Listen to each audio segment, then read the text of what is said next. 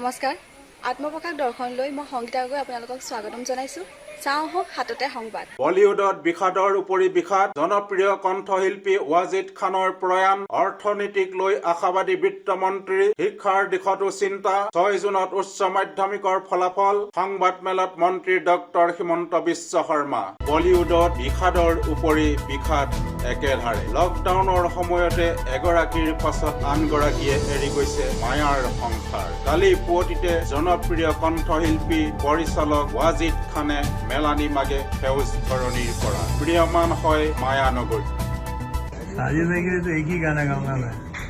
मन बलवान लागे चट्टान रहे मैदान में आओगे हुड़ हुड़ दबंग दबंग दबंग दबंग हुड़ हुड़ दबंग दबंग दबंग दबंग कट्टू मैं हूँ दबंग दबंग दबंग दबंग मैं हूँ दबंग दबंग दबंग दबंग मैं हूँ दबंग दबंग दबंग दबंग मैं हूँ दबंग दबंग दबंग दबंग डर डर डर डर डर डर डर मेरी अपनी दुनिया है मेरे अपने नजारे आजाद परिंदा हूँ मैं अपने रब का बंदा हूँ मैं हूँ दबंग दबंग दबंग दबंग मैं हूँ दबंग दबंग दबंग दबंग अभी ब्रदर শোকবাৰ্তা বিশেষ উপদেষ্টা ৰাণাজিৎ গগৈ বাতৰি সম্প্ৰচাৰ হৈছে প্ৰযুক্তি সম্পাদক ধীৰাজ বৰুৱা আৰু অংকুৰ কৃষ্টি কছাৰীৰ সহযোগত আগবাঢ়িছো পৰৱৰ্তী বাতৰিলৈ